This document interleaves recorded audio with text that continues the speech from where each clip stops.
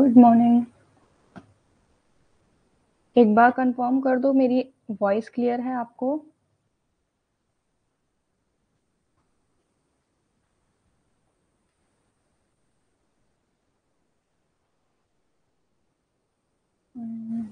एक सेकंड।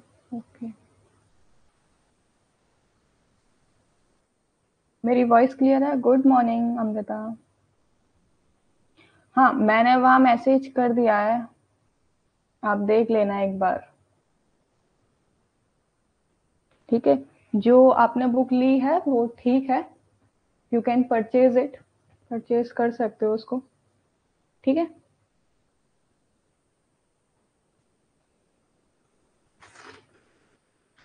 और बाकी का आप जाओगे ना, आप ऑनलाइन देखोगे तो ऑनलाइन आप सिंपली अगर ऑथर का नाम डालोगे और पब्लिकेशन डालोगे ना, तो जो भी बुक, चलो मैं कोशिश करती हूँ, या तो मैं अभी थोड़ी देर में आपको दिखा दूंगी या फिर मैं कल वाली क्लास में आपको दिखा दूंगी। ठीक है, अदरवाइज आप सिंपली ऑथर का नाम डालोगे ना वहां पे, जैसे कि सपोज करो आपको फूड एंड न्यूट्रिशन की बुक चाहिए, तो फूड एंड न्यूट्रिशन के लिए आप डालोगे B Shri Lakshmi food and nutrition book, तो अपने आप ही आपको वो दिखा देगा। क्योंकि उसकी और दूसरी कोई डुप्लीकेट, जो भी मैंने बुक बताई ना उनकी कोई भी डुप्लीकेट नहीं है। आप ऑथर और पब्लिकेशन डालोगे, वही बुक आपके पास निकल कर आएगी। तो कोई मतलब ही नहीं बनता है कि आप कोई गलत बुक परचेज कर लो, इसीलिए। ठीक है, सेंड। यार देखो, सिंपली आप बस क्रोम पे जाओ, इतनी मेहनत तो शायद तुम लोग कर सकते हो यार खुद। मैंने बाकी का सारा ऑथर या फिर वो सारी चीज आपको दे ही दी है, पब्लिकेशन भी आपको लिख के दे दिया है, बुक का नाम भी लिख के दे दिया है, ऑथर का नाम भी लिख के दे दिया है। इतना तो थोड़ा मेहनत कर सकते हो तुम लोग, बच्चे तो नहीं हो ना? बताओ, ये इतनी भी मेहनत नहीं होगी तुमसे?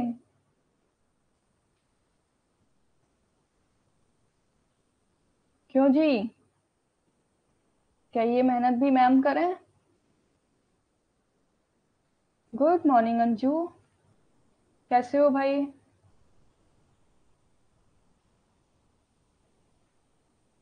और राखी जी, आपकी फ्रेंड कहाँ है? रेशु जी कैसे ज्वाइन नहीं कर रही हैं वो आजकल? चलो ठीक है, मैं भेज दूंगी तुम्हें। ठीक है, जो भी मुझे दिखेगा मैं भेज दूंगी। मैं अच्छी हूँ, बस हाँ थोड़ा मेरे कान में दिक्कत है। राखी जी, आपकी फ्रेंड कहाँ है ये बताइए मुझे। तो भाई आज हम पढ़ने वाले हैं फूड प्रिजर्वेटिव्स, कल हमने कर लिया था अपना कंप्लीट फूड पिगमेंट और एडिटिव्स। ठीक है, आज हम लोग कवर करेंगे फूड प्रिजर्वेटिव्स, जो कि आप लोगों ने अपने घर में बहुत यूज किया होगा, है ना? अपने मम्मी पापा को, दादी नानी को, इन सबको यूज करते हुए देखा होगा। पता नहीं यार, क्या हो गया है मेरे, मुझे ना एक कान से बहुत कम सुनाई दे रहा, मतलब एक कान मेरा बंद हो चुका है, तो मैं एक ही कान से सुन सकती हूँ बस। तो ये कुछ दिक्कत हो गई है मुझे, पता नहीं कैसे। चलिए, तुम लोग शायद ना, ओके, सो ठीक है, वो कैसे ज्वाइन नहीं कर रही हैं? तुम लोगों ने ना मुझे ज्यादा परेशान कर दिया, इसीलिए मेरा एक कान बंद हो गया। बट मेरा कान भी बोल रहा होगा, यार तुम्हारे स्टूडेंट्स इतना बोलते हैं ना कि एक कान बंद कर ले अपना। हाँ, चेकअप मैं करा कर आ चुकी हूँ, ऐसा कोई बात नहीं है, कोई प्रॉब्लम वाली बात नहीं है। मैंने टैबलेट ले ली है, अभी पहले से बहुत ज्यादा बेटर है। Thank you for your concern. दिखा लिया राखी जी, दिखा लिया।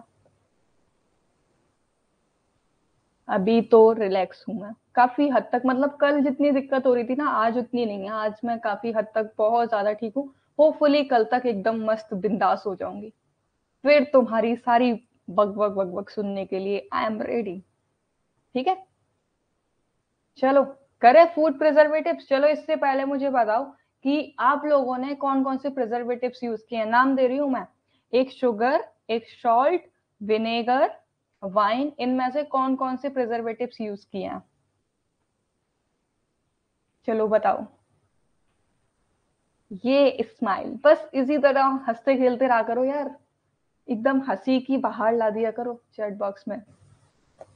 बताओ कौन कौन से यूज किए हैं, तब तक मैं थोड़ा ये बता देती हूँ बेसिक्स आपको। जिसने नहीं किया है ज्वाइन, भाई ज्वाइन कर लेना, जाके इंस्टाग्राम पे भी फॉलो कर लेना।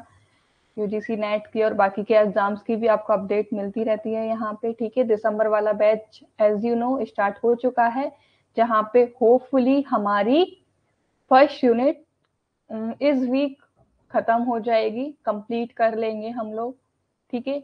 जहाँ पेपर 1 और पेपर 2 दोनों ही आपको प्रिपरेशन के लिए मिलते हैं, जहाँ आपको नोट्स पीडीएफ मिलते हैं, live classes, 10,000 MCQ and every notes you will get कहाँ, सिर्फ फिल फॉर्म पर। और साथ ही साथ आप मेरा कूपन कोड यूज कर सकते हो to get 10% discount, it is माथुर10। okay, so if you purchase any kind of course then you can use this code to get 10% discount। Okay, सो यहाँ पे आंसर मुझे मिल गए हैं। ओके, सॉल्ट को आप अचार में यूज करते हो, शुगर को मुरब्बा में, very good. Okay, Amrita ji का भी आया है। अंजू जी, आपकी क्लास में एक न्यू मेंबर और जुड़ गई हैं, अमृता जी, आप ही की क्लासमेट बन चुके हैं ये, ठीक है। आपस में एक दूसरे से डिस्कशन करते रहा करो, एज आई से टू यू ऑल, ठीक है। कुछ भी दिक्कत हुआ करे शेयर करते रहा करो। तो अब चलो, ये तो तुम लोग समझ गए कि सॉल्ट को हम लोग अचार में यूज करते हैं और शुगर को हम लोग मुरब्बा बनाने में यूज करते हैं, very good. Good morning Reshu ji, कैसे आपको बुलावा भिजवाना पड़ रहा है भाई, ये तो वो वाला बात करा दिया आपने कि अरे कहीं वो नाराज ना हो जाए, जाके निमंत्रण दिया उनको, दोबारा से बुला लाओ, वो वाली। हाँ हाँ, हम आपकी क्लास में ही हैं। अमृता जी, आपके फ्रेंड्स आपका वेलकम कर रहे हैं, ठीक है। तो फूड प्रिजर्वेटिव्स पढ़ लेते हैं क्या है। फूड प्रिजर्वेशन यानी कि नाम से ही इसका क्लियर हो रहा है कि, अरे यार देखो, सॉरी वॉरी मत बोला करो। सॉरी पता है सॉरी का एग्जैक्ट मीनिंग क्या होता है? सॉरी, चलो आज तो मैं फूड प्रिजर्वेटिव तो बाद में बताऊँ, सॉरी का मतलब बताती हूँ।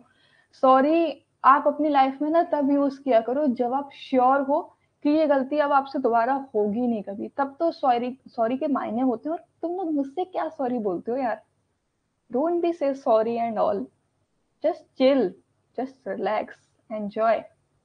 सॉरी से अच्छा तो मुझे बोल दिया करो कि मैम आज हम वहां बिजी हो गए थे, ये हो गया वो हो गया, सॉरी। ऐसा मत किया करो, मुझे नहीं अच्छा लगता है सॉरी सुनना, और ना ही आप लोगों से कहलवाना, ठीक है।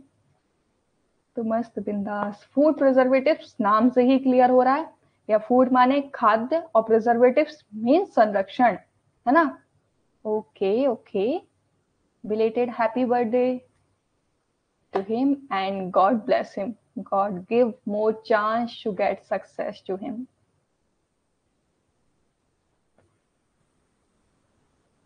ओके, तो कोई बात नहीं, कोई बात नहीं।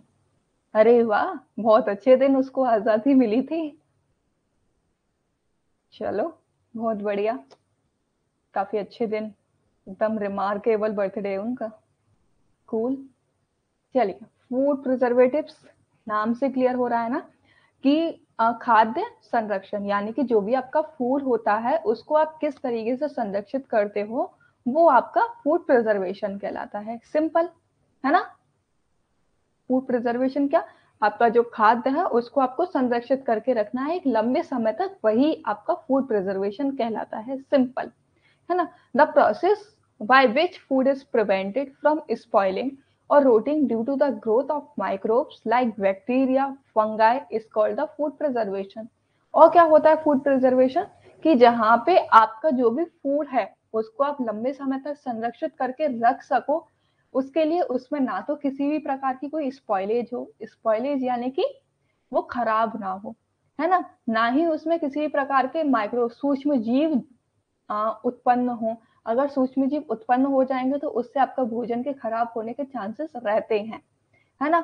तो जहाँ पे आपका किसी भी प्रकार के सूक्ष्म जीव ना ग्रोथ करें, वहां पे वृद्धि ना हो, और साथ ही साथ आपका फूड खराब भी ना हो, वही आपका फूड और लंबे समय तक भी रखा हो, तो वो आपका फूड प्रिजर्वेशन कहलाता है। सिंपल सी इसकी परिभाषा ये है। यहाँ पे आप ये इमेज देख रहे हो, आपको स्ट्रॉबेरी दिखाई दे रही है यहाँ पे, है ना। तो अब इनको हमने प्रिजर्व नहीं किया था, हमने इनको सिर्फ ओपन छोड़ दिया। तो आप देख रहे हो कि इनमें ये क्या है, सूक्ष्म जीव बैक्टीरिया उत्पन्न हो गए इनमें, बैक्टीरिया, फंगाई उत्पन्न हो गई, उसकी वजह से क्या है, ये खराब आपको देखने को मिल रहे हैं, है ना। ये देखो, ये फंगस इस पे लगी हुई थी, तो उस वजह से क्या है, ये खराब हो गए, राइट। तो जहाँ पे हम इनको अगर अच्छे से संरक्षित करके रखते, एयर टाइट डिब्बे में रखते, फ्रिज में स्टोर करके रखते, तो क्या होता कि ना ही इसमें किसी प्रकार का कोई भी सूक्ष्म जीव उत्पन्न होता, है ना, और ना ही ये खराब होता। तो वही आपका फूड प्रिजर्वेशन होता है, ठीक है। Food are required to be preserve to stop और slow down food spoilage and longer food storage. मतलब में वही है यहाँ पे कि फूड प्रिजर्वेशन में क्या होता है कि जो भी आपका फूड होता है उसको आप लंबे समय तक संरक्षित करके रखते हो, जहां पे आप किसी भी प्रकार के सूक्ष्म जीव को उत्पन्न नहीं होने देते हो। वो प्रक्रिया होती है वो बहुत स्लो हो जाती है, इसीलिए आपका फूड प्रिजर्वेशन का जो मेथड है वो यूज किया जाता है ना। किस किस उद्देश्यों से यूज किया जाता है, सबसे पहली चीज कि ये जो भी आपका फूड है उसकी सेल्फ लाइफ बढ़ा देता है। यानी कि जो फूड, सपोज करो आप लोगों ने देखा होगा कि सिट्रस फ्रूट्स जो होते हैं, है ना, सिट्रस फ्रूट्स का क्या होता है कि इनकी सेल्फ लाइफ आप देखोगे 1 to 2 days होती है, इसके बाद ये लोग खराब हो जाते हैं, है ना। ये जितने भी, ज्यादातर जितने भी आपके जूसी फ्रूट्स होंगे ना, आप उनको देखोगे कि वो बहुत जल्दी खराब हो जाते हैं, क्योंकि उसमें मॉइस्चर कंटेंट होता है, और जितने भी सूखे फल होंगे वो इतनी जल्दी खराब नहीं होते हैं, है ना। क्यों? क्योंकि उनमें मॉइस्चर कंटेंट क्या है, वो कम होता है। तो वहीं पे अब मुझे पता है कि सिट्रस फ्रूट्स 1-2 दिन में खराब हो जाते हैं, तो मैं अब इनको लंबे समय तक चलाने के लिए क्या है, मैं इनको प्रिजर्व करके रख लूंगी, यानी कि संरक्षित करके रख लूंगी अच्छे से, ठीक है। तो फूड प्रिजर्वेशन क्या करता है, एक तो जो भी आपका फूड होता है उसकी सेल्फ लाइफ को इंक्रीज करता है, ठीक है, और साथ ही साथ क्या होता है कि न्यूट्रिशन वैल्यू को भी इंक्रीज करता है। अब यहाँ पे ये थोड़ा कंट्रोवर्सी पॉइंट आ गया कि न्यूट्रिशन कैसे इंक्लूड होते हैं।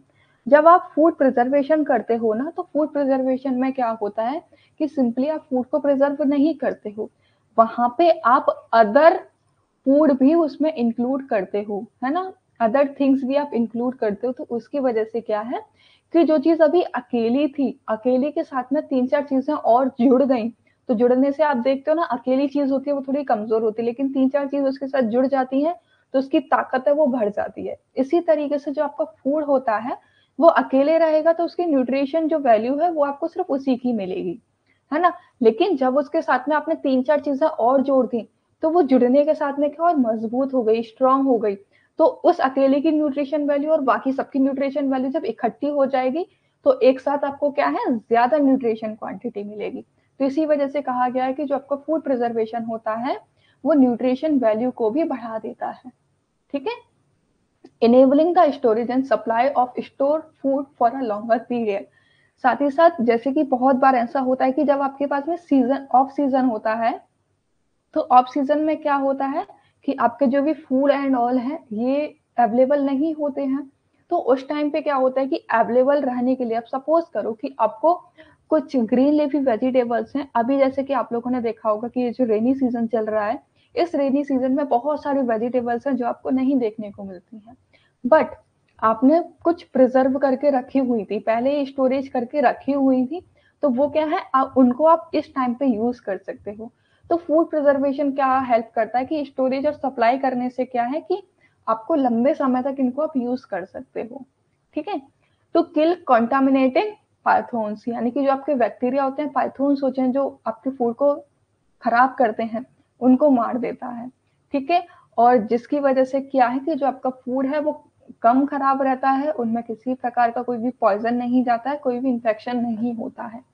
इसीलिए आपका फूड प्रिजर्वेशन करना बहुत ज्यादा जरूरी है, क्योंकि हर चीज हर टाइम पे अवेलेबल नहीं हो सकती है, ये तो आप भी जानते हो, है ना। कई बार ऐसा हो जाता है कि मुझसे जो वर्किंग वुमेन है, जो मदर्स है, वो रिलेट कर पाएंगी कि जैसे सपोज करो अगर वो वर्किंग वुमेन है और उनका बेबी है घर पे, तो वो क्या है, पहले से ही वो सारी प्रिपरेशन करके रखे जाएंगी, वो खाना बना के जाएंगी उनके लिए, है ना, कि अगर उनको कहीं बाहर भी जाना तो उसके लिए कपड़े भी निकाल कर रखे जाएंगी, सारा तैयारी कर कर जाएंगी, जब तक वो अपने जो भी वर्क एरिया है वहां से घर पे वापस नहीं आ जाती हैं, तब तक का पूरा प्लान शेड्यूल करके जाएंगी, खाना भी रखे जाएंगी, टीवी कब देखनी है ना, कपड़े कब पहनने हैं, स्टडी कब करनी है, ये सारा टाइम टेबल बना के जाती हैं।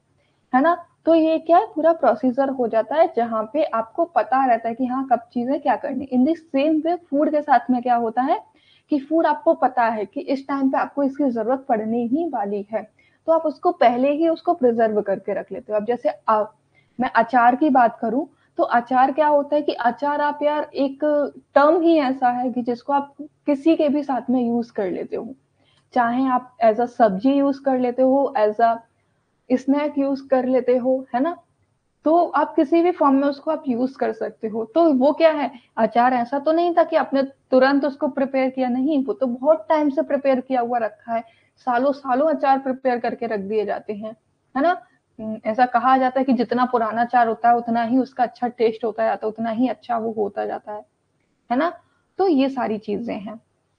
ओके, तो समझा भी फूड प्रिजर्वेशन क्या होता है। फूड प्रिजर्वेशन सिंपली कि आप किसी भी फूड को संरक्षित करके रख लेते हो एक लंबे समय तक, वो आपका फूड प्रिजर्वेशन है। Simple, understood everyone. ओके, तो ये हिंदी में है, कर लेना हिंदी वाले, ठीक है। इतना मैं, ऐसा तो नहीं है ना कि मैं बहुत ज्यादा, देखो यार, बेशक मैं इंग्लिश की स्लाइड से पढ़ाती हूँ, लेकिन मैं आपको एक्सप्लेन पूरा हिंदी में ही करती हूँ। तो कोशिश किया करो कि जो मैं बोल रही हूँ ना उसी को ही आप नोट डाउन कर लिया करो अपनी कॉपी में।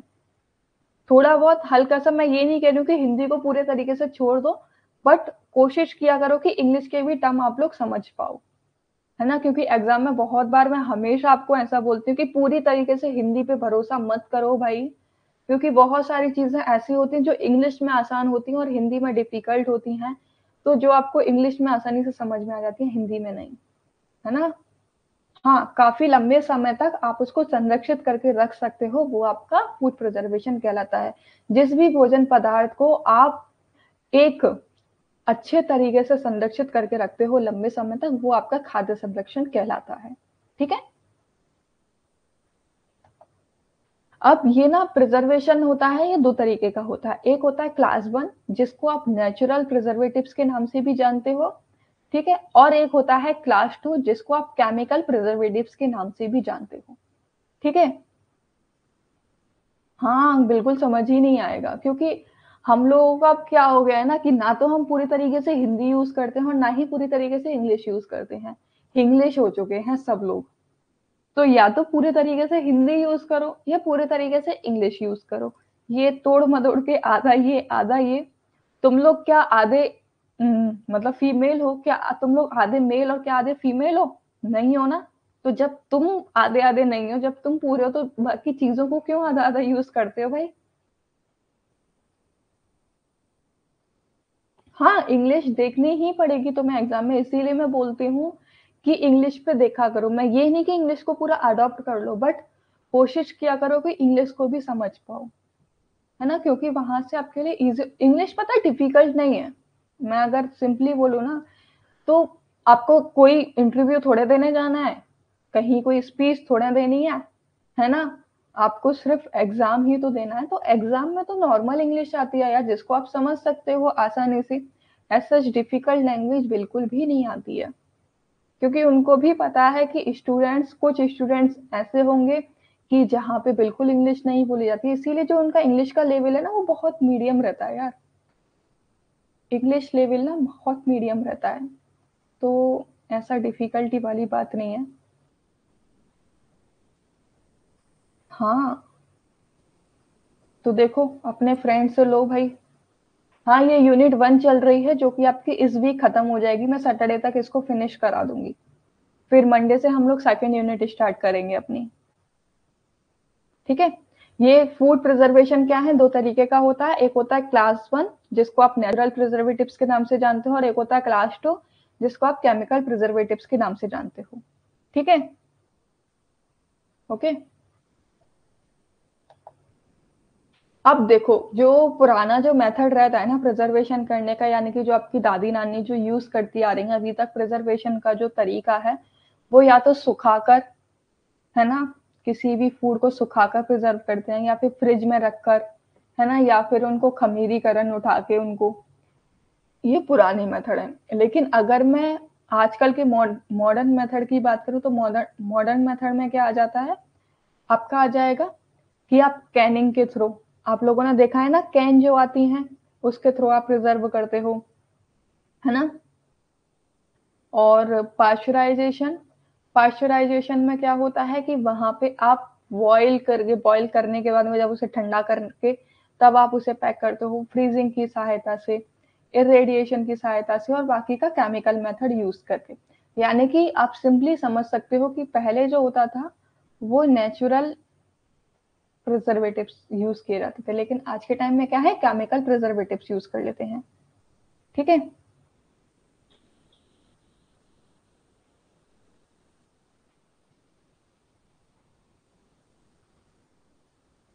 ऐसा होता है पीजीटी में, मैंने तो नहीं सुना।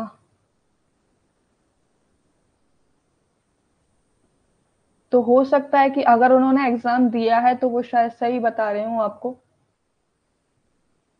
क्योंकि मैंने पीजीटी का एग्जाम नहीं दिया है और बाकी का अभी तक जो मैंने सुना था उसमें नेगेटिव मार्किंग मैंने ऐसा तो नहीं सुना यार।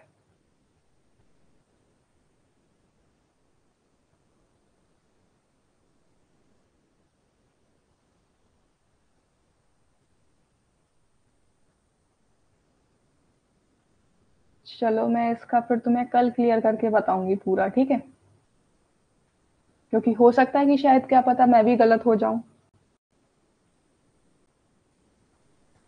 ठीक है, कल पक्का बताऊंगी इसके बारे में आपको क्लियर करके। हाँ वही तो, क्योंकि मुझे जहां तक पता था नेगेटिव मार्किंग नहीं होती है भाई। उसने अगर देखो डी ट्रिपल एस बी का दिया होगा ना, तो डी ट्रिपल एस बी में तो नेगेटिव मार्किंग होती है, चाहे वो आपका टीजीटी हो चाहे पीजीटी हो, वहां नेगेटिव मार्किंग होती है। लेकिन अगर आप नॉर्मली टीजीटी पीजीटी दे रहे हो यूपी से तो उसमें नेगेटिव मार्किंग नहीं होती है।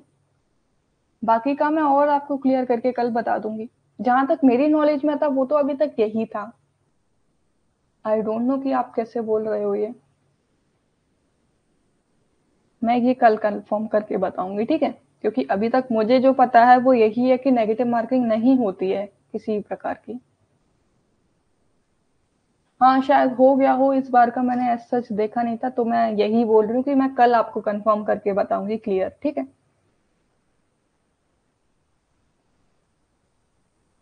चलो टीजीटी पीजीटी पे कल बात करेंगे, पहले फूड फूड प्रिजर्वेटिव्स करो।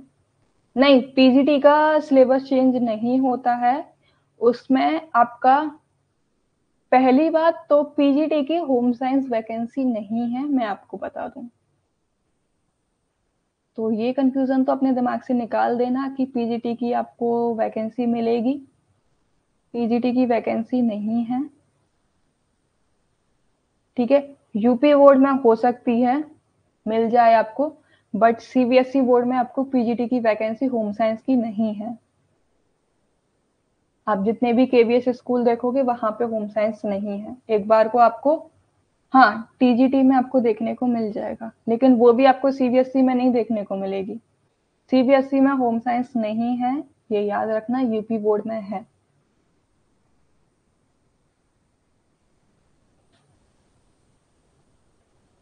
चलो ये टीजीटी पीजीटी बाद में करेंगे, ठीक है। तो यहाँ पे ये जो भी फूड का, एक तरीके से जो फूड का नेचर है, यानी कि फूड किस तरीके का है उस पर डिपेंड किया जाता है कि आप इनमें से किस मेथड का यूज करोगे। अब जैसे देखो कुछ प्रिजर्वेटिव्स में क्या है, आप नमक का यूज करते हो। अब कैनिंग जो डिब्बाबंद पदार्थ जो होते हैं, है ना, वहां पे आप कैनिंग का यूज करते हो। अचार में आप सॉल्ट का यूज करते हो। जैम बनाने के लिए, ड्राइंग के लिए, फ्रीजिंग के लिए, आप किस किस फूड को, किस तरीके के फूड को आप यूज कर रहे हो, उसके बेसिस पे डिपेंड करता है कि आप किस फूड प्रिजर्वेटिव मेथड का यूज करोगे। जो कि आपकी एक होती है थर्मल प्रोसेसिंग, है ना, food drawing, cooling and freezing, food preservatives chemical का यूज करके, शुगर सॉल्ट इनका यूज करके, और अदर प्रिजर्वेटिव्स। तो एक एक करके इनके बारे में पढ़ लेते हैं, ठीक है। सबसे पहले हम लोग पढ़ेंगे शुगर एंड सॉल्ट वाला, जो कि क्या है, आपके नेचुरल प्रिजर्वेटिव्स हैं,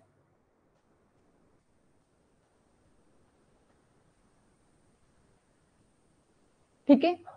तो एडिंग शुगर क्या होती है, शुगर को हम लोग तब यूज करते हैं जब हमें किसी भी प्रकार का कोई भी जैम बनानी होती है ना, या फिर मार्मलेड मीन्स मुरब्बा बनाना होता है, है ना, या फिर किसी प्रकार की कोई जेलीज बनानी होती हैं, तब जाके हम लोग शुगर का यूज करते हैं एज अ प्रिजर्वेटिव। ठीक है, आपको ये दिखाई दे रहा है क्या? देखना, ये इमेज शो हो रही है क्या अभी?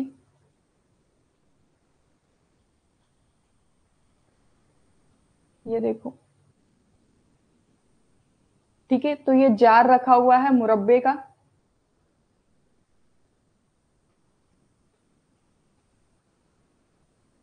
डन। तो यहाँ पे क्या है, हम किसी भी प्रकार की जैम बनाने के लिए, मुरब्बा बनाने के लिए या फिर जेलीज बनाने के लिए हम क्या है, शुगर का यूज करते हैं एज अ प्रिजर्वेटिव। ठीक है, किसके? As a natural preservative. यानी कि हम कह सकते हैं कि हम प्राकृतिक संरक्षक के रूप में चीनी का उपयोग करते हैं। क्या बना, और इसमें ये नहीं है कि थोड़ी बहुत चीनी, काफी ज्यादा चीनी डाली जाती है ना। कब डाली जाती है? जब आप एक तरीके से मुरब्बा, अगर आप लोगों ने देखा होगा तो मुरब्बा बनाते हैं, जैसे कि आंवले का मुरब्बा बना रहे हो आप लोग, है ना। तो वहां पे क्या है, आंवले को पहले हल्का सा उसमें डिप डिप करके, जो ये समझ लो ये नाइफ है और ये मेरे पास आंवला है, तो इसमें मैं क्या करूंगी, हल्का हल्का मैं क्या है नाइफ से इसमें होल कर दूंगी।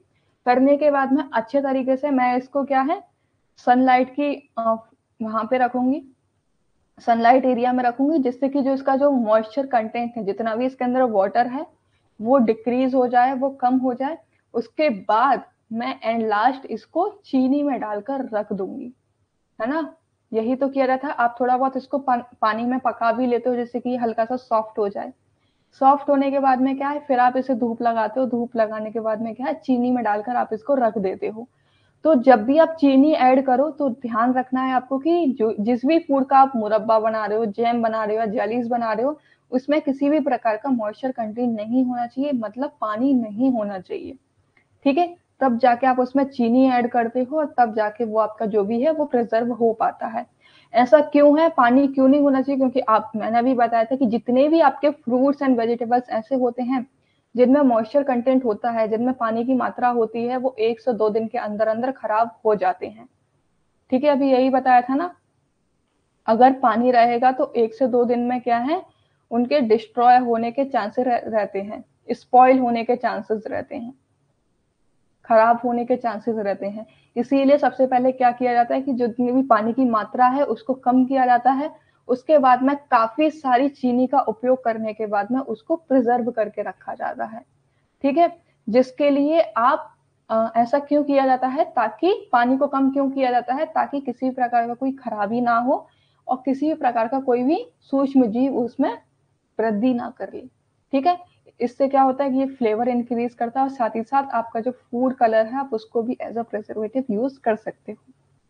समझे इतनी बात एडिंग शुगर वाला, कि हम लोग शुगर क्यों ऐड करते हैं? क्योंकि ये भी काफी लंबे समय तक चलता है, जहां पे हम पूरे तरीके से जितना भी पानी होता है पहले उसको पूरा खत्म करते हैं, उसके बाद ज्यादा सी मात्रा में चीनी का उपयोग करने के बाद में तब जाके हम अपने फूड को प्रिजर्व करते हैं, संरक्षित करते हैं। ठीक है,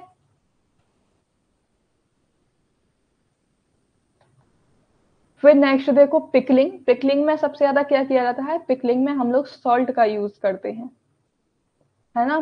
तो सॉल्ट को क्या है, the ingredient used while making pickles prevent the growth of microbes. यानी कि क्या है, जो अचार में इंग्रेडिएंट आप लोग यूज करते हो, है ना, इंग्रेडिएंट जैसे कि सपोज करो ऑयल, विनेगर, सॉल्ट, मसाले, इनका जो उपयोग किया जाता है, इनकी वजह से क्या है कि जो आपका अचार है उसमें किसी भी प्रकार के सूक्ष्म जीव का वृद्धि नहीं होती है। इसी वजह से क्या है कि जो आपका फूड है वो प्रिजर्व होके रहता है। आप लोगों ने देखा है ना, अगर आपका ऑयल की मात्रा कम रहती है तो भी आपका अचार में फफूंद लगने के चांसेस रहते हैं। ठीक है, लेकिन वहीं अगर आप तेल की मात्रा बढ़ा देते हो तो आपका अचार खराब नहीं होता है। तो एक तरीके से ऑयल हो गया, विनेगर हो गया, सॉल्ट हो गया और मसाले हो गए, ये क्या है आपका प्रिजर्वेटिव्स का काम करते हैं, संरक्षक का काम करते हैं।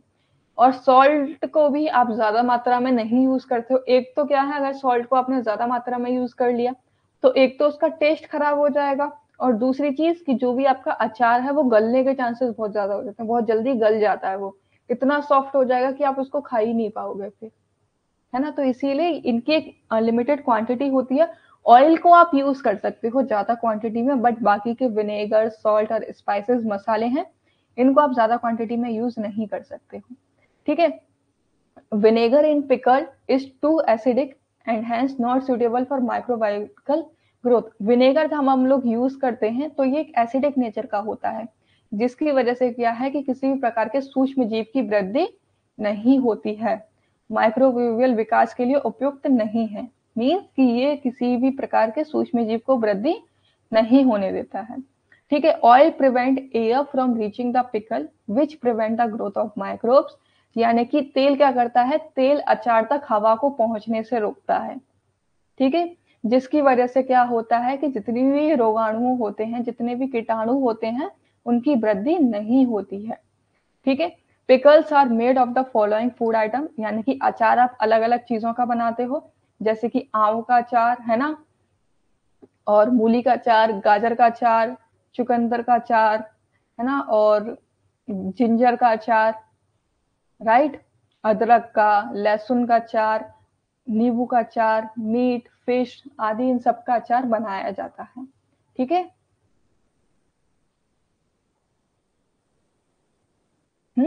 अचार भी आने लगा है, चलो ये आपने थोड़ा अच्छा बताया, मुझे नहीं पता, क्योंकि मेरे यहाँ तो यार देसी तरीके से, मुझे ना अपनी नानी के हाथ का अचार बहुत पसंद है, तो हमारे यहाँ तो जितना भी अचार आता है ना, सब मेरी नानी के यहाँ से आता है, क्योंकि हमें अपनी मम्मा के हाथ का अचार पसंद नहीं है बिल्कुल भी। पता नहीं नानी क्या डालती हैं यार, आई डोंट नो। पता नहीं, एक जो होता है ना, जो आपके ओल्डर, जो आपके रिलेटिव्स हैं, उनके हाथ में एक अलग ही जादू होता है यार।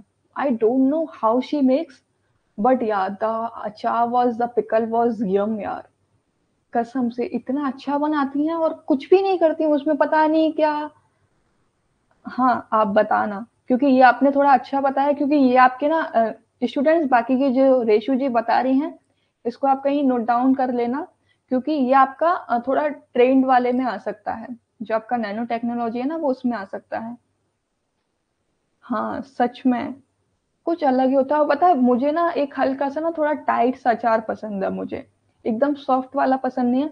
तो वो मेरे लिए एक अलग अचार बना के भेजती हैं, और बाकी के जो मम्मा पापा भाई बहन है उनके लिए वो एक अलग अचार बना के भेजती हैं, और अपने आप याद से भेज देती हैं, हमको उनको कहने की भी जरूरत नहीं पड़ती, अपने आप भेज देती हैं वो अलग ही कहते हैं कि ये मेरे लिए है और ये बाकियों के लिए है। वो 2 डिब्बे भेजती हैं, और बड़ा, और ये भी नहीं कि छोटे-छोटे डिब्बे, बड़े-बड़े डिब्बे भेजे जाते हैं।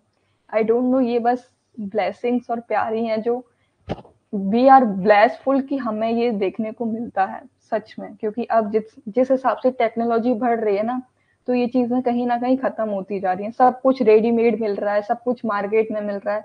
तो जो प्यार होता है ना, जो एक अलग ही उसकी वजह से जो स्वाद आता है, वो कहीं ना कहीं ये चीजें खोती जा रही हैं भाई। एंड होपफुली जो होम साइंस के स्टूडेंट्स हैं वो इस चीज को नहीं खोने देंगे, ये मुझे पक्का यकीन है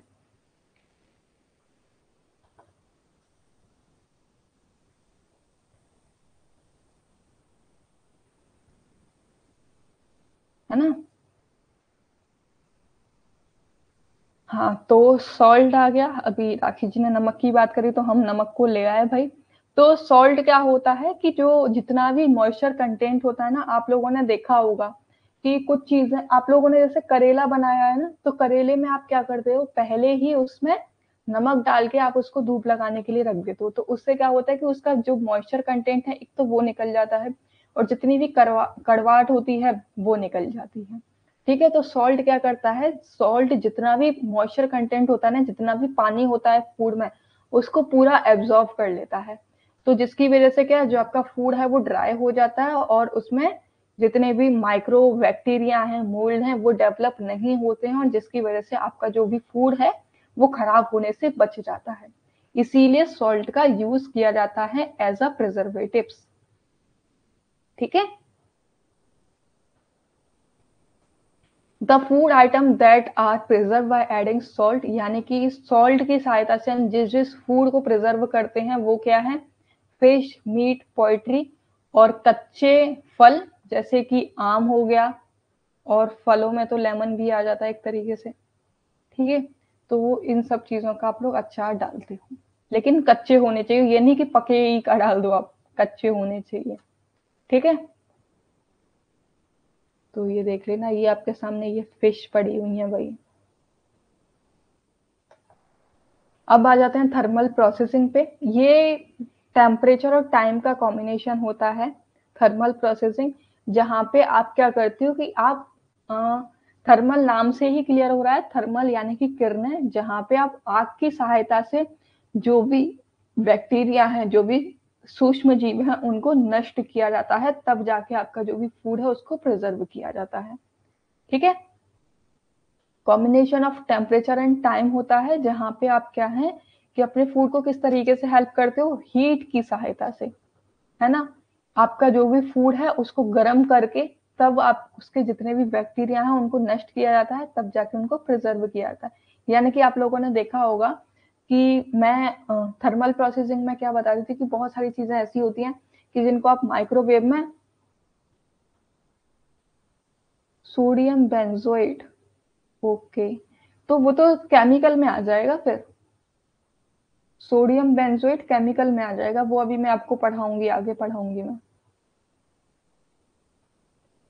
हाँ, वो केमिकल मेथड में आ जाएगा रेशु जी, अभी मैं वो भी दिखाऊंगी आपको, मैं आज सारा कुछ लेकर आई हूँ, ठीक है। तो थर्मल प्रोसेसिंग में क्या होता है, थर्मल प्रोसेसिंग नाम से ही क्लियर हो रहा है कि जहां पे आप जिस भी फूड को प्रिजर्व कर रहे हो ना, तो उसको सबसे पहले गर्म करके उसके जितने भी कीटाणु हैं उनको नष्ट किया जाता है, उसके बाद में उसको प्रिजर्व किया जाता है, वो थर्मल प्रोसेसिंग होता है, ठीक है। जैसे कि ये देख रहे हो आप, या तो आप किसी पैन में गरम कर सकते हो, या कुकर में गरम कर सकते हो, या माइक्रोवेव में यूज कर सकते हो, या किसी कढ़ाई में, या फिर किसी ओवन में। तो इन सब की सहायता से क्या, देखो यहाँ पर रोस्टिंग, फ्राइंग, माइक्रोवेव, है ना, ऑयलिंग और कुकिंग, इन सब की सहायता से क्या है, ये सारी चीजें हैं, इनको आप प्रिजर्व कर लेते हो, ठीक है। इन सब की सहायता से आप इनका कीटाणु नष्ट करते हो, अपने फूड का, फूड के जितने भी बैक्टीरिया होते हैं उनको किल किया जाता है, और उसके बाद में उनको प्रिजर्व किया जाता है, ठीक है। फिर आते हैं हम लोग कैनिंग पे।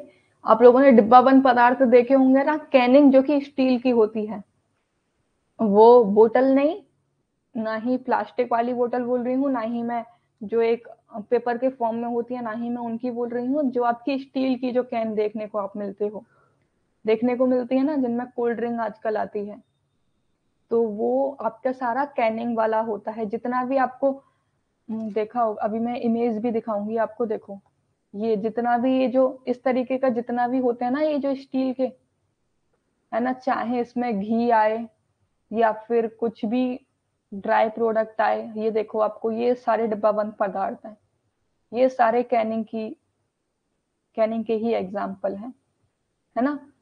कोल्ड ड्रिंक आपकी आती है ना, डिफरेंट टाइप्स के आपके पाउडर्स भी आते हैं, कुछ में आपकी क्रीम भी आती है ना, मिल्क भी आपका, मिल्क क्रीम के रूप में जो आपको देखने को मिलती है, वो भी आपकी कैनिंग प्रोसेसिंग से ही पैक की जाती है। घी आपको कैनिंग प्रोसेसिंग से आपको देखने को मिलता है, and other things you can also see, है ना। तो जो इस तरीके के जो पैक होते हैं वही आपका कैनिंग कहलाता है ना। जिस भी इस प्रकार का आपको कंटेनर देखने को जो मिलता है, हाँ, मशरूम भी आता है, हम्म, जो कि स्टील में जो रहता है, बहुत स्वीट्स पैक की जाती हैं आपकी कैनिंग की सहायता से, जितनी भी आपको मिठाई देखने को मिलेंगी कैनिंग की हेल्प से वो पैक कर दी जाती हैं, है ना। मेनली हम लोग कह सकते हैं कि जो जितनी भी लिक्विड वाली जो चीजें होती हैं वो सारी कैनिंग प्रोसेसिंग की हेल्प से क्या है, प्रिजर्व की जाती है ज्यादातर, ये नहीं कि सभी, ज्यादातर आप लोग देखने को मिलेगा जो कैनिंग में जो होता है वो ज्यादातर लिक्विड फॉर्म में होते हैं, जिनको कैनिंग की सहायता से प्रिजर्व किया जाता है, ठीक है। तो Canning is a method of ceiling food in air tight container, यानी कि कैनिंग क्या होता है कि यहाँ पे जो भी आपका फूड होता है ना उसको एयर टाइट कंटेनर में पैक किया जाता है, वही आपकी कैनिंग होती है, जिसकी वहां पे क्या होता है कि जो कैनिंग होती है ना, तो वहां पे एक रबड़ लगी रहती है जो कि हवा को अंदर नहीं घुसने देती है, इसी को ही एयर टाइट कहा जाता है ना, एयर टाइट लिड कहा जाता है इसे, ठीक है। In canning the absence of air does not allow the growth of microbes. तो इस प्रकार से जब आपका ये एयर टाइट है ना, तो इसमें हवा कहीं से भी घुसने के चांसेस नहीं होते हैं। तो जब हवा नहीं घुसेगी, ऑक्सीजन अंदर नहीं जाएगी, तो उसकी वजह से क्या है कि जो आपके सूक्ष्म जीव हैं वो अंदर प्रवेश नहीं कर पाएंगे, उत्पन्न ही नहीं होंगे। तो इसीलिए आपका जो फूड है वो सेफ रहता है। The food item that are preserve by canning are, आप फ्रूट्स को प्रिजर्व करके रख सकते हो कैनिंग प्रोसेसिंग की सहायता से। Vegetables, fish, meat, poultry, sea food, dairy products जितने भी होते हैं उनको आप कैनिंग प्रोसेसिंग की सहायता से ही आप प्रिजर्व करके रखते हो। ठीक है, वेजिटेबल्स एंड फ्रूट सारी चीज यहाँ पे इंक्लूड हो गई है। मैं यहाँ लिख दे रही हूँ लिक्विड। ठीक है, कैनिंग समझ में आया? ये आपका कैनिंग का एग्जाम्पल है। जितने भी डिब्बाबंद पदार्थ होते हैं वही आपका कैनिंग कहा जाता है। ठीक है भाई, जिसमें आप फ्रूट्स भी आपको मिल जाएंगे, वेजिटेबल्स भी आपको मिल जाएंगी, और नॉन वेज भी आपको पैक किया हुआ मिल जाएगा, और डेयरी प्रोडक्ट भी आपको पैक किए हुए मिल जाएंगे। ये सारी चीजें आपको पैक की हुई मिल जाती हैं डिब्बाबंद पदार्थ में, डिब्बे के फॉर्म में, जो कि पूरी तरीके से एयर टाइट होता है, जिसमें किसी भी प्रकार से कहीं से भी हवा नहीं जाती है। ठीक है, ओके। पाश्चराइजेशन में क्या होता है? पाश्चराइजेशन तुम सब लोग जानते हो किसका किया जाता है? दूध का किया जाता है। जहां पे क्या होता है कि इसमें दूध को संरक्षित किया जाता है। किस तरीके से कि बहुत ज्यादा हाई टेम्परेचर पे आपका दूध है वो गर्म किया जाता है, जिससे कि जितने भी सूक्ष्म कीटाणु हैं उनको नष्ट कर दिया जाता है। उसके बाद में एक तो गर्म कर लिया आपने, है ना, काफी तेजी से आपने गर्म कर लिया, और काफी तेजी से गर्म करने के बाद में तुरंत उसे ठंडा किया जाता है, और तुरंत ठंडा करने के बाद में उसे पैक कर दिया जाता है। वो पाश्चराइजेशन कहलाया जाता है। ऐसा नहीं है कि आपने गर्म कर दिया और उसको आपने धीरे धीरे धीरे धीरे वो ठंडा हो रहा है, नो। तो उसमें सूक्ष्म जीव उत्पन्न हो जाएंगे, आपका दूध खराब होने के चांसेस हो जाते हैं। पाश्चराइजेशन में क्या कहा जाता है? यहाँ पे दूध को ही सिर्फ प्रिजर्व किया जाता है और किसी चीज को नहीं प्रिजर्व किया जाता है। पाश्चराइजेशन सिर्फ मिल्क के लिए यूज होता है, ये याद रखना। तो यहाँ पे क्या होता है कि जितना भी आपका जो मिल्क है उसको हाई टेम्परेचर पे बॉईल किया जाएगा। जितने तेज टेम्परेचर पे उसको बॉईल किया जाएगा उतनी ही जल्दी उसको ठंडा किया जाता है। ये नहीं है कि जैसे सपोज करो कि अभी मेरा तुरंत जो मैं मार्केट से जो मिल्क लेकर आई हूँ वो मैंने गर्म कर लिया। अंजू जी, 100 डिग्री सेल्सियस से भी ऊपर गर्म कर लिया जाता है ना। यहाँ पे 120 डिग्री टेम्परेचर भी यूज कर लिया जाता है। हाँ, 100, बस यहाँ पे एक शर्त है कि 100 डिग्री सेल्सियस से ज्यादा होना चाहिए, इससे कम नहीं होना चाहिए। पाश्चराइजेशन में टेम्परेचर जो होता है ना वो इससे ज्यादा होना चाहिए, कम नहीं होना चाहिए। तो आप टेम्परेचर ज्यादा होगा तो दूध जल्दी गर्म हो जाएगा, जल्दी गर्म होने के बाद उसको तुरंत ठंडा किया जाएगा with the help of the ice, है ना। आइस की सहायता से, ये ना फैक्ट्री में ज्यादातर यूज किया जाता है, राइट। आइस की सहायता से हो गया या फिर फ्रीजिंग की सहायता से हो गया। तो इसके क्या है, जितनी जल्दी आपने दूध गर्म किया उतनी ही जल्दी, यानी कि आप कह सकते हो विद इन अ सेकेंड इसको ठंडा किया जाता है, और जैसे ये ठंडा हो जाता है तुरंत इसको पैक करके स्टोर करके रख दिया जाता है। तो इसमें किसी प्रकार का सूक्ष्म जीव नहीं आता है। लेकिन वहीं अगर आपने इसको ठंडा होने में जरा भी टाइम लगा दिया तो इसमें माइक्रो ऑर्गेन्स है वो डेवलप हो जाएंगे। क्योंकि आप खुद देखो कि ये जो आपके पास में पतीला है, ये दो पतीले हैं, ठीक है। तो ये तो एक गर्म हो रहा है, तो जैसे ही ये गर्म हुआ तुरंत आपने इसको ठंडा किया, तो इसमें कहीं से भी किसी भी प्रकार की कोई ऑक्सीजन इंटरेक्ट नहीं करी है। लेकिन वहीं आपने इसको गर्म किया, है ना। गर्म करने के बाद में क्या है कि आपने इसको धीरे धीरे ठंडा होने दिया। तो जहां पे 1-2 सेकंड में ये ठंडा हो रहा था, आपने क्या है 5 मिनट लगा दिए इसको ठंडा करने में।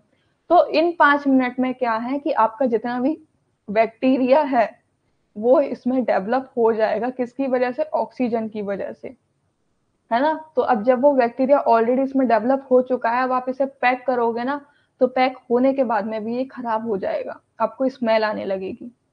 समझ रहे हो क्यों पाश्चराइजेशन किया जाता है मिल्क का? अगर उसको ज्यादा टेम्परेचर पे गर्म किया जाएगा तो उसको तुरंत ठंडा करके पैक किया जाता है। ये नहीं कि आपको वेट किया जाता है, वेट यहाँ नहीं किया जाता है, ठीक है।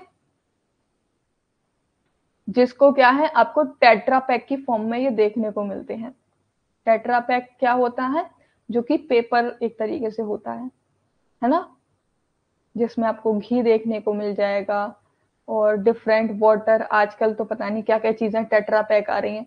टेट्रा पैक की एक खासियत होती है भाई, आपको जूसेस देखने को मिल जाते हैं, है ना, डेयरी प्रोडक्ट देखने को मिल जाते हैं टेट्रा पैक में। टेट्रा पैक की एक खासियत होती है, सबसे पहली चीज तो हमें एक्सपायरी डेट चेक करनी चाहिए, है ना। दूसरी चीज हमें क्या चेक करनी चाहिए, टेट्रा पैक में एक ये चीज और ध्यान रखने की, जब भी आप लेने के लिए जाओ ना मार्केट, तो वहां पे एक ये चीज देखा करो कि जो भी आपका पैकेट है कहीं वो कहीं से पिचक तो नहीं रहा है ना। अगर इस तरीके का है तो आप उसको परचेज मत किया करो, क्योंकि वो इस चीज को इंडिकेट करता है कि जो भी आपका फूड है इसको पैक हुए काफी ज्यादा टाइम हो चुका है और अब इसमें जो बैक्टीरिया है वो कहीं ना कहीं से एंटर कर चुके हैं और आपका जो फूड है ये खराब होने की कगार पे है। तो इसीलिए जितने भी अगर टेट्रा पैक फूड अगर आप देख रहे हो और वो कहीं ना कहीं से पिचके हुए हैं और एक्सपायरी डेट के आसपास के हैं, तो उनको परचेज करने से अवॉइड किया करो, because they are not good for your health. कि मैं तो बोलूंगी जितने भी कैनिंग फूड होते हैं, जितने भी टेट्रा फूड होते हैं, ये हेल्थ के लिए अच्छे तो नहीं होते हैं, क्योंकि कहीं ना कहीं ये आपकी बॉडी में हार्म करते ही करते हैं। कभी कभार यूज कर रहे हो वो एक अलग बात है, बट ऑल टाइम आप टेट्रा पैक ही यूज करो वो ठीक नहीं है, ठीक है। फिर आता है एक आपका ड्राइंग मेथड। ड्राइंग मेथड में आप क्या करते हो, एक तो एयर के कांटेक्ट में, एयर के कांटेक्ट में क्या है, डायरेक्ट सनलाइट, सनलाइट के थ्रू आप अपने जो भी फूड है उसको सुखाते हो, है ना। वैक्यूम ड्राई की वजह से क्या है कि जहाँ पे आप वैक्यूम की सहायता से पूरा जितना भी मॉइस्चर कंटेंट है उसको एब्जॉर्ब कर लेते हो, है ना। फ्रीजिंग ड्राइंग क्या होता है कि आप फ्रीजर में डाल देते हो, वो आपका फ्रीजिंग ड्राई होता है, ठीक है। कुछ फूड जैसे कि यही है कि कुछ फूड को आप क्या है सनलाइट में आप गर्म हवा में आप सुखाते हो, तो वो आपका एयर एंड कॉन्टेक्ट ड्राइंग हो गया। Drawing remove moisture and thereby prevent microbial growth, ये आपका वैक्यूम वाला हो गया, ठीक है।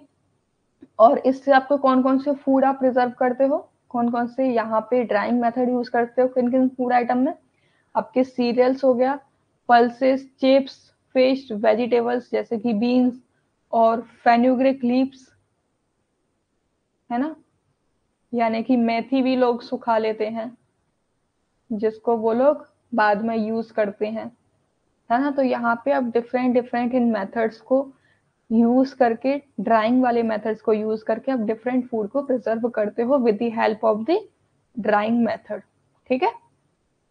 साथ ही साथ इसके मिल्क, सोप, मिक्सचर्स जो आपको मिल जाता है ना मार्केट में, आपको देखने को मिलेगा कि आपको पैकेट मिल जाएगी सूप की। आप जाते हो मार्केट तो वो पाउडर के फॉर्म में होता है, तो वो क्या है, ये जो सूप आप लेकर आते हो मार्केट से पैकेट में, वो ड्राइंग मेथड की हेल्प से क्या है प्रिजर्व करके रखा जाता है, ठीक है। मीट भी आपको मिल जाती है, तो ये सारी चीजें। इसके मिल्क आप लोगों ने कहा ना, जो मिल्क पाउडर आपको जो मिलता है, मिल्क पाउडर आपको मिलता है ना, तो मिल्क पाउडर क्या है, या तो वैक्यूम ड्राइंग की हेल्प से वो प्रिजर्व किया जाता है या फिर फ्रीजिंग ड्राइंग की हेल्प से। एयर कांटेक्ट मेथड से वो ड्राई नहीं किया जाता है मिल्क पाउडर, ये याद रखना, ठीक है। ये रहे कुछ एग्जांपल ड्राइंग के, देखो यहाँ पे ये फ्रूट्स हैं, ये वेजिटेबल्स, ये चिल आउट प्रोडक्ट यानी कि ये फ्रीजिंग ड्राइंग हो गया, है ना, ये वैक्यूम ड्राइंग हो गया, है ना। तीनों के एग्जांपल मैंने यहाँ डाल दिए हैं, इमेजेस डाल दिए, आप लोग देख लीजिएगा, ठीक है। ये रहा हिंदी में। अब कुछ जो प्रिजर्वेटिव्स आप यूज करते हो, जो एक तरीके से क्या है आपके केमिकल हैं,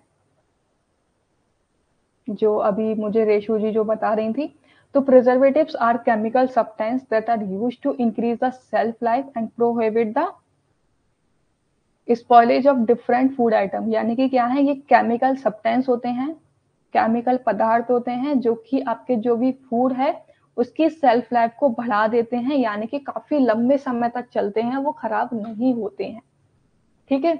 जिसमें आप जनरली क्या है कैन प्रोडक्ट को, ठीक है, केमिकल प्रिजर्वेटिव्स की हेल्प से ही आप उनको प्रिजर्व करते हो, राइट।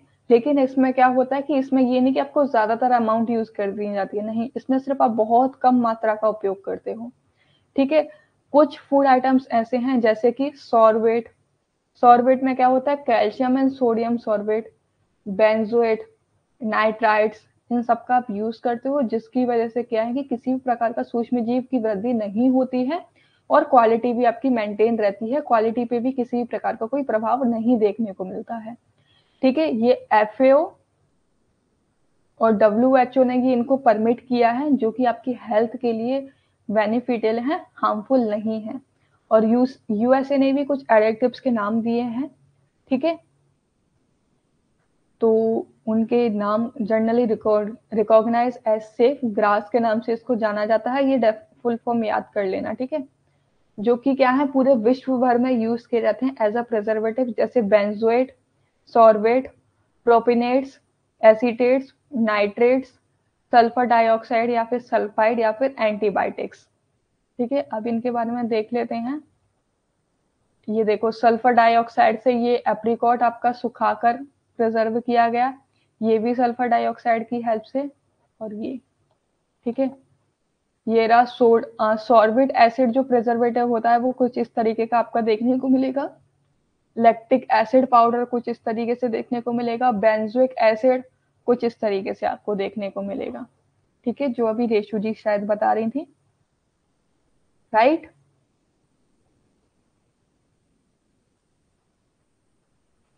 ये होता है पूरा। अभी बेंजोएट के बारे में पढ़ लेते हैं। बेंजोइक एसिड एक सोडियम बेंजोएट के फॉर्म में यूज किया जाता है इसको, जो कि आपको फूड को काफी एसिडिक बना देता है ना। और ये किस में यूज किया जाता है? बेंजोएट जो आपका यूज किया जाता है, ये अचार को, जैम, जेलीज और फ्रूट जूसेस, इन सब में यूज किया जाता है बेंजोएट। ठीक है, याद रखना भाई, बेंजोएट को आपको ज्यादातर अचार बनाने के लिए, जैम बनाने के लिए, जेलीज और फ्रूट जूसेस बनाने के लिए यूज किया जाता है बेंजोएट का। ये कहीं कॉपी में लिख लेना। सॉर्बेट को जो यूज किया जाता है, ये भी सोडियम और कैल्शियम का ही फॉर्म होता है, जिसको आप क्या है, चीज बनाने के लिए प्रिजर्व करते हो। चीज और चीज प्रोडक्ट में आप यूज किया जाता है। लैक्टिक एसिड से जितने भी ये जो चीज वाला जो पार्ट है ना, लैक्टिक एसिड मतलब, देखो अगर जहां कहीं भी आपको लैक्टिक देखा हुआ मिल जाए ना, तो इसका मतलब समझ जाया करो कि ये कहीं ना कहीं चीज मिल्क या फिर मिल्क प्रोडक्ट से जुड़ी हुई है। ठीक है, क्योंकि मिल्क में आपके क्या पाया था, लैक्टोज पाया जाता है।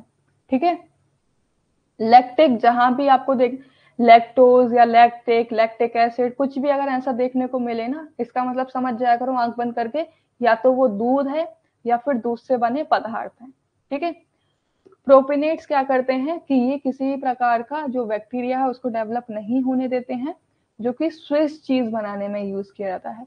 सल्फर डाइऑक्साइड और सल्फाइड्स का क्या करते हैं हम लोग, ये एक पूरे विश्व में सबसे ज्यादा यूज किया जाने वाला प्रिजर्वेटिव्स है, जिसको क्या है कि जो खमीरीकरण जो हो जाता है, फंगस जो लग जाती है, वो नहीं होने देता है। जो वाइन यूज की जाती है, इसके लिए क्या है, वाइन का यूज करते हो आप, जिसमें ज्यादातर एज अ वाइन यूज करते हो। ठीक है, नाइट्रेट्स एंड नाइट्राइट्स का यूज आप किस में करते हो, कैलोस्ट्रोडियम ग्लूटेनियम होता है ये, जिसको मीट एंड मीट प्रोडक्ट को प्रिजर्व करने के लिए यूज किया जाता है। ये आज अपनी कॉपी में, ये मैं पीडीएफ शेयर कर दूंगी अभी, एक साइड ये नाम लिखना और एक साइड लिखना यही इस तरीके से कि ये किस चीज को प्रिजर्व करते हैं, क्योंकि आप देख रहे हो कि हर एक जो एडिक्टिव है ना, वो हर एक अलग अलग चीज को प्रिजर्व कर रहा है। ठीक है, और नाइट्राइट्स क्या है, मीट और मीट प्रोडक्ट को प्रिजर्व करने के लिए यूज किया जाता है। एसीटेट क्या है, ये आपके ब्रेड को प्रिजर्व करने के लिए यूज किया जाता है। तो एक साइड एसिड के नाम, एडिक्टिव्स के नाम, प्रिजर्वेटिव्स के नाम, और एक साइड फूड कौन सा उनसे प्रिजर्व किया जाता है, ये लिस्ट बना लेना अपनी कॉपी में। ठीक है, और एंटीबायोटिक्स क्या होते हैं, एंटीबायोटिक्स ये भी केमिकल होते हैं, जो कि आपके ग्रोथ नहीं होने देते हैं किसी भी सूक्ष्म जीव की। ठीक है, जो लैक्टिक्स, देखो यहाँ पे आ गया ना, लैक्टिक्स क्या है, मिल्क को प्रिजर्व किया जाता है।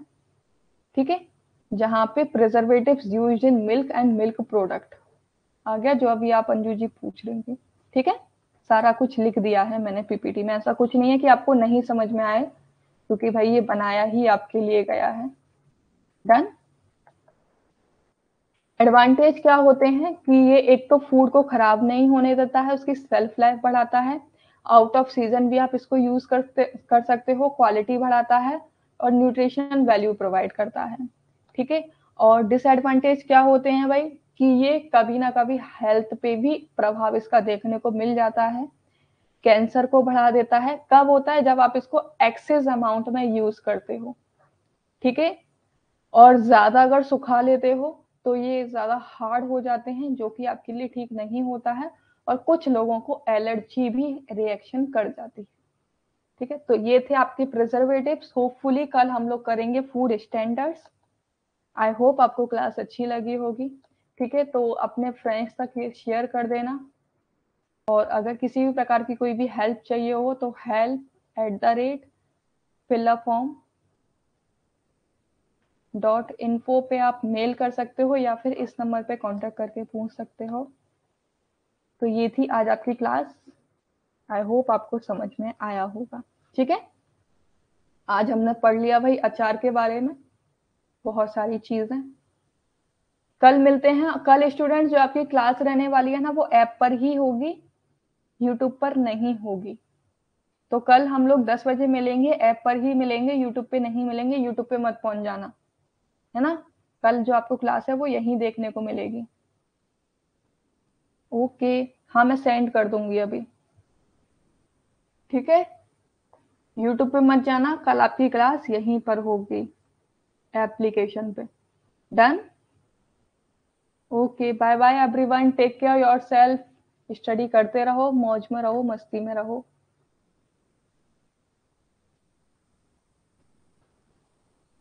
Okay, thank you, bye bye everyone. Okay okay, bye.